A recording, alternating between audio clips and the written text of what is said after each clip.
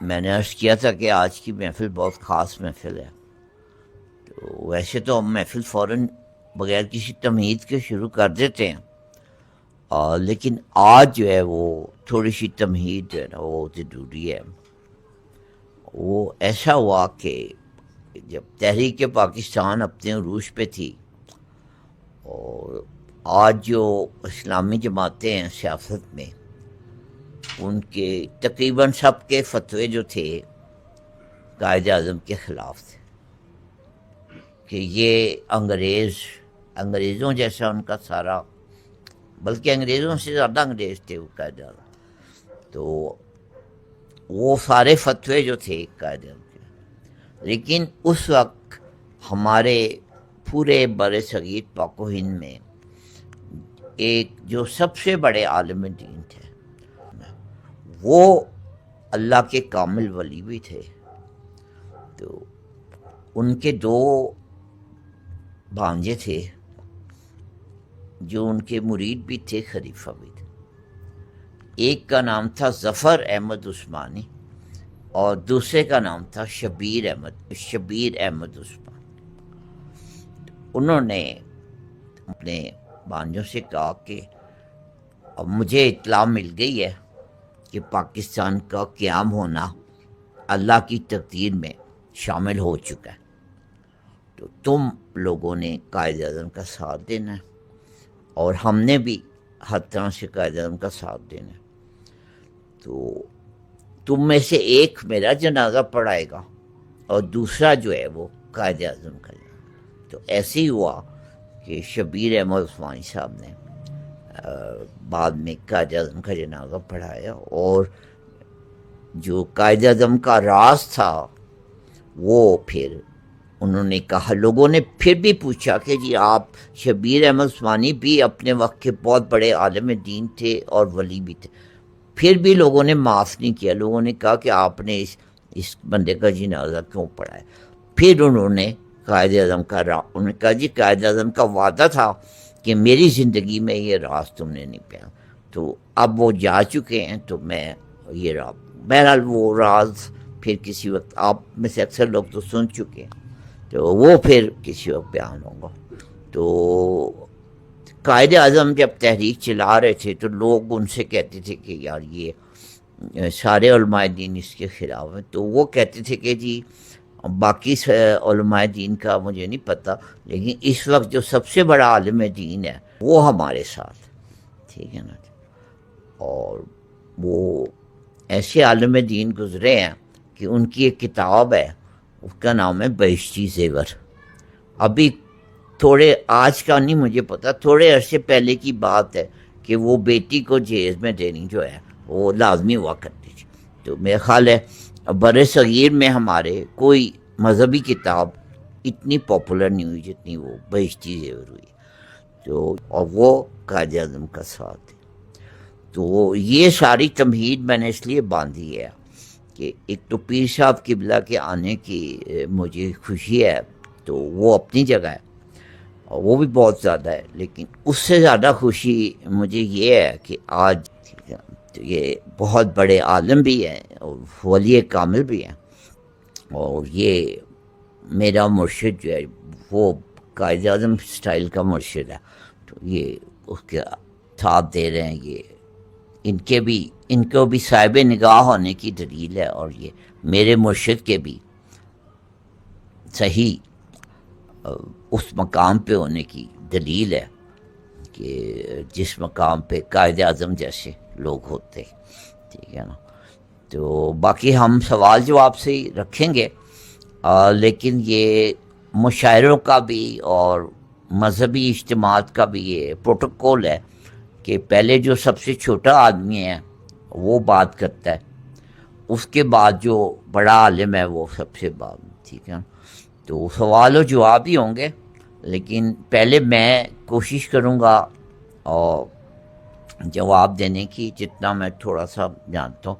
اس کے بعد پیر صاحب قبلہ جو ہیں وہ اس کو فائنل نوٹ جو دیں گے اس جواب کو وہ پیر صاحب قبلہ دیں گے. ٹھیک ہے. تو جی آغاز کرتے ہیں.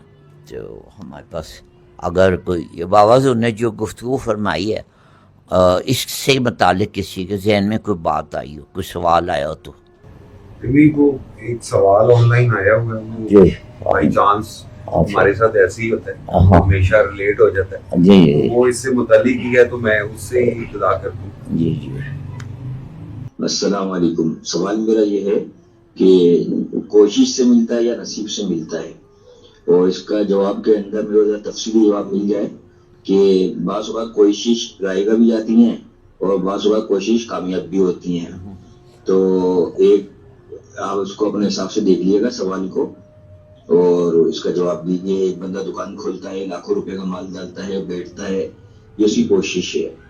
تو کسٹمر آتا ہے، خرید و فروخت ہوتی ہے، یہ اس سے ملتا ہے. کیا وہ بندہ بغیر کام کرے بھی اس کو وہ جو مل رہا تھا وہ ملے گا؟ تو یہ دیکھیے حسن، اب ہم جو بابا حضور کا چلاتے ہیں کلپ وہ پلان نہیں ہوتا، وہ ایٹ رینڈم چلاتے ہیں. اور وہ جو سوال کیا تو جواب تقریباً آ چکا ہے. تو یہاں سے جو ہے نا وہ یہ مشکل درپیش آتی ہے کہ نصیب اور کوشش کی جب بات کی جاتی ہے تو لوگ کہتے ہیں کہ نصیب اگر ہے تو یہ پھر اس بات کی دلیل ہے کہ کوشش نہیں کرنی چاہیے. یہ مجھے جو محسوس ہوا ہے ان کے سوال، تو وہ اس نصیب کو دلیل بنا رہے ہیں کہ کوشش کرنی جو ہے نا اس کا کیا فائدہ. تو گزارش یہ ہے کہ یہ بابا حضور کا مشہور فکرہ ہے کہ خوش نصیب وہ ہے جو اپنے نصیب پہ خوش رہے. ٹھیک ہے. بہت سے لوگ کہتے ہیں کہ یار یہ کیا بات ہوئی، یہ تو واصف صاحب کہہ رہے ہیں کہ جو غریب ہے وہ غریبی پر راضی رہے، جو امیر ہے وہ مست موجے کرتا رہے. تو یہ واصف صاحب نے کیا. تو یہ اس کی وضاحت بڑی ضروری ہے. بات یہ ہے کہ دنیا دار اگر 100% کوشش کرتا ہے تو اللہ والے کو حکم ہے کہ 1000% کوشش کرے. لیکن فرق کیا ہے؟ فرق صرف یہ ہے کہ دنیا دار جو ہے وہ ہمیشہ جو کوشش کا نتیجہ آتا ہے، دنیا دار کو کچھ بھی کامیابی مل جائے وہ شور ہی مچاتا رہتا ہے، کبھی خوش نہیں ہوتا، کبھی راضی نہیں ہوتا. وہ مزید سے مزید سے مزید سے مزید کی خواہش میں رہتا. فرق صرف یہ ہے کہ جو اللہ کے راستے پہ جا رہا ہے وہ کوشش وہ پوری اس سے بھی زیادہ کرتا ہے، لیکن جو اس کو نتیجہ آتا ہے اس پہ وہ راضی رہتا. تو یہ اور نتیجے پہ راضی رہنے کی بات ہے. یہ کوشش کو قطعاً ترک کرنے کی کسی ولی اللہ نے، کسی اللہ سچے درویش نے کبھی یہ تعلیم نہیں دی کہ آپ یہ کوشش کرتے ختم کر دیں. ٹھیک ہے نا. کوشش پوری کرنی چاہیے، لیکن کوشش کے بعد جو پڑھائی اچھی طرح کرنی چاہیے، پیپر اچھی طرح دینا چاہیے، لیکن جو رزلٹ آ جائے اس کے بعد پھر کئی دفعہ ہم نے دیکھا ہے کہ جس کی 2nd پوزیشن آئی ہے نا، پورے بورڈ میں 2nd پوزیشن آئی ہے، وہ رو رہا ہوتا ہے. بھائی کیوں رو رہے ہو؟ کہتے جی میں فرسٹ کیوں نہیں آیا، میں نے تو بڑی محنت کی. اور دوسری طرف ہم نے ایسے بھی بندہ دیکھا جو لڈیاں ڈال رہا ہوتا. میں نے کہا کیا ہو گیا؟ کہتے جی میں میٹرک میں پاس ہو گیا. ٹھیک ہے نا. تو یہ بات ہے راضی رہنے والی. ٹھیک ہے نا. تو کوشش سے کسی نے منع نہیں کیا، راضی رہنا. یہ نہ ہو کہ تمہیں اللہ نے دیا اور تم پھر بھی شکوہ کر رہے ہو، پھر بھی تم راضی نہ ہو رہے ہو. ٹھیک ہے نا. بس ایک اور جملہ پھر میں پیر صاحب کی بات. تو ایک ہوتی ہے جو لوگ جم گئے ہیں یا گھروں میں بھی ہوتی ہے، اس کو ٹریڈ مل کہتے ہیں.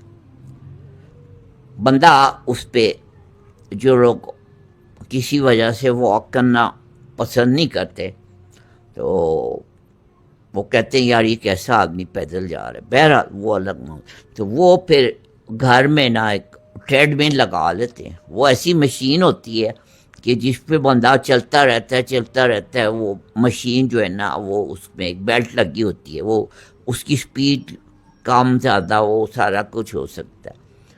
لیکن لطف کی بات یہ ہے کہ وہ ٹریڈ مل پہ چلنے والا بندہ جو ہے نا وہ جتنا مرضی واک کر لے وہ پہنچتا کہیں نہیں ہے، وہ چلتا ہی جاتا ہے. ٹریڈ مل پہ چل رہا ہے لیکن کھڑا ہے گیا. تو دنیا دار جو ہے وہ بھی ایسا ہی ہے کہ وہ ٹریڈ مل پہ کھڑا ہوا ہے، اس کو جتنا ملتا جا رہا ہے وہ کہتے ہیں اور چاہیے، جتنا ملتا اور چاہیے، لیکن وہ پہنچتا کہیں نہیں ہے، چلتا چلا جا رہا ہے. ٹھیک ہے نا. تو یہ ہے کوشش اور نصیب کی یہ بات ہے. تو نصیب بالکل اپنی جگہ ہے، کوشش کرنی چاہیے لیکن ٹریڈ مل پہ کبھی نہیں چلنا چاہیے. واک کرنی ہے تو سڑک پہ بندہ واک کرے. ٹھیک ہے نا. تو اب باقی اس کو فائنل جو ہے وہ پیش آپ کے بعد نحمدہ ونصلی علی رسول کریم. یہ سوال جو آیا ہے اس کے بارے میں قرآن حکیم میں اللہ تعالیٰ نے فرمایا اعوذ باللہ من الشیطان الرجیم بسم اللہ الرحمن الرحیم لیس للانسان الا ما سعی. انسان کو وہی کچھ ملتا ہے جس کے لیے وہ کوشش کرتا ہے. صحابہ کرام سے نبی کریم صلی اللہ علیہ وسلم نے صحابہ کرام سے سوال کیا کہ آپ نے فرمایا کہ انسان کی تقدیر میں جب انسان بچہ پیدا ہونے والا ہوتا ہے وہ اپنی ماں کے پیٹ میں 4 مہینے کا ہوتا ہے. جب 4 مہینے ہو جاتے ہیں تو اللہ تعالیٰ ایک ملائکہ ان کے اوپر مقرر کر دیتا ہے کہ اس کی زندگی، موت، روزی، اس نے کب مرنا ہے، سب کچھ لکھ دیا جاتا ہے. اب سابق اب اس کو وہی ملتا ہے جس کے لیے اللہ نے جو لکھ دیا ہوتا ہے. وہ صحابہ کرام نے عرض کی یا رسول اللہ صلی اللہ علیہ وسلم اگر ہماری قسمت میں یہ لکھ دی گیا ہے تو پھر کوشش کیوں کریں، کس لیے کوشش کریں. آپ صلی اللہ علیہ وسلم نے فرمایا کہ آپ کوشش کرتے رہو. اللہ سبحانہ و تعالیٰ کی یہ قدرت ہے کہ یمحق اللہ ما یشاء یثبت. وہ جس کا چاہتا ہے وہ لکھ دیتا ہے، جس کا چاہتا ہے وہ مٹا دیتا ہے. اس کی قدرت ہے. تو آپ کوشش کریں گے تو اللہ تعالیٰ اس پہ برکت دے گا. اس میں آپ کو مٹا کے لکھ بھی سکتا ہے، آپ کو روحانی ترقی بھی دے سکتا ہے، آپ کو دنیاوی ترقی بھی دے سکتا ہے. اس کی قدرت ہے، وہ جو طے کر سکتا ہے وہ اس کی قدرت میں ہے. انسان کا یہ ہے کہ انسان اس کی قدرت پہ جو واصف فرما رہے ہیں کہ وہ ہے توکل علی اللہ، اللہ کی ذات پہ مکمل توکل کرنا. حضرت باز بسطامی رحمۃ اللہ علیہ مسجد میں عصر کی نماز ادا کی مولوی صاحب کے پیچھے. تو جب نماز پڑھ کر باہر نکلے تو مولوی صاحب نے پہچان لیا کہ باز بسطامی رحمۃ اللہ علیہ اللہ کے بہت بڑے ولی. تو باہر نکل کر کہنے لگا حضرت صاحب آپ کا ہم نے بہت آپ کے بارے میں سنا ہے، آپ کا گزرے اوقات کس طرح ہوتا ہے؟ آپ تو دین کا کام کر رہے ہیں، رات دن محنت کر رہے ہیں، آپ کی روزی کا ذریعہ کیا ہے؟ آپ نے فرمایا کہ ٹھہرو، پہلے جو میں نے آپ کے پیچھے نماز پڑھی ہے وہ میں دہرا لوں، یعنی میری آپ کے پیچھے نماز نہیں ہوئی، پہلے وہ نماز پڑھ لوں، اس کے بعد میں آپ کو اس کا جواب دوں گا. کہ جب اللہ تعالیٰ نے فرما دیا ہے کہ واللہ خیر الرازقین، پھر تم یہ سوال کرنے والے کون ہوتے ہو کہ اللہ تبارک تعالیٰ کی قدرت کے بارے میں کہ مجھے میری روزی کہاں سے ملتی ہے؟ جب میں اس کا کام کر رہا ہوں تو وہ مجھے روزی نہیں دے گا. یہ ہے قدرت. تو واصف والی بات سے جو فرما رہے ہیں وہ یہ ہے کہ آپ محنت کرو، کوشش کرو دین کے لیے، اللہ کے لیے. جو اب اللہ کے لیے کوشش ہوگی تو اللہ آپ کی روزی کا بندوبست خود کرے گا. تو جو دنیا کے لیے کوشش کرو گے تو آپ دنیا کے لیے کوشش کرو گے، آپ دنیا میں لیس للانسان الا ما سعی. جس کے لیے وہ کوشش کرتا ہے وہی اس کو ملتی ہے. راستے 2 ہیں، ایک خیر کا ہے، ایک شر کا ہے. خیر کا راستہ اللہ کا راستہ ہے، اللہ والے اس پہ کوشش کر رہے ہیں. شر کا راستہ جو شیطان کا ہے، وہ دنیا والے جو ہے یعنی دنیا کے ڈوبے ہوئے ہیں، آخرت کی فکر نہیں ہے، وہ اس میں لگے ہوئے. تو خیر اور شر دونوں برابر چلتے ہیں، کیونکہ شیطان کو بھی اللہ تعالیٰ نے پوری طاقت دی ہوئی ہے. وعدہ کیا ہے کہ تو کوشش کر کہ تو اپنی کوشش کر, میں اپنی, میرے بندے جو ہیں وہ میرا کام کریں گے, تو اپنا کام کرتا رہے, پھر آخرت میں فیصلہ ہوگا. تو تیرے راستے پہ چلے گا اس کو تیرے ساتھ جہنم میں ڈال دوں گا. میں نے تو دونوں چیزیں تیار کی ہیں, جنت اور جہنم دونوں ہی, دونوں میں نے بھرنی ہے, دونوں نے وعدہ کیا ہے. قیامت کے دن جنت بھی کہے گی حالی مزید, یا اللہ میرے اندر اور لاؤ, جہنم بھی یہی کہے گی حالی مزید. تو یہ شیطان کے راستے پہ چلے گا وہ ادھر چلا جائے گا جو خیر و شر دونوں کے ہیں. لیکن شیطان جو ہے وہ بھی اللہ کا عبد ہے, اللہ کی مخلوق ہے نا, اللہ نے پیدا کیا نا. تو اللہ سبحانہ تعالیٰ فرماتا ہے قرآن کریم کے اندر, وَمَن يَعْشُ عَن ذِكْرِ الرَّحْمَنِ نُقَيِّضْ لَهُ شَيْطَانًا فَهُوَ لَهُ قَرِينٌ, کہ وہ شخص جو جان بوجھ کر میری یاد سے اندھا ہو جاتا ہے, یعنی نماز نہیں پڑھتا, ذکر نہیں کرتا, تو میں خود اس کے اوپر شیطان مسلط کر دیتا ہوں. فَهُوَ لَهُ قَرِينٌ, جو ہمیشہ اس کے ساتھ رہتا ہے. پھر میں اس کو کہتا ہوں کہ اس بندے کو پکڑ لو. شیطان بھی اللہ کے حکم کے بغیر کسی کو نہیں پکڑ سکتا. اللہ والے کے پاس شیطان نہیں آ سکتا ہے. کیوں؟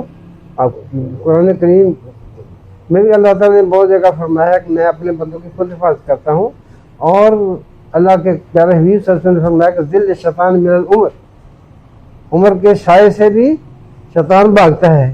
کیوں؟ کہ وہ اللہ کا بندہ ہے, وہ اللہ کا کام کر رہا ہے. جو دنیا کا کام کر رہا ہے اس کو اللہ کے حکم سے وہ پکڑے گا, پھر وہ چھوڑے گا نہیں جب تک کسی اللہ والے کی نگاہ نہیں ہوگی, اللہ والا کی کے حساب میں نہیں ہے. تو یہ سوال کا مختصر جواب ہے. اور کچھ آپ چاہتے ہیں تو انشاءاللہ تعالیٰ.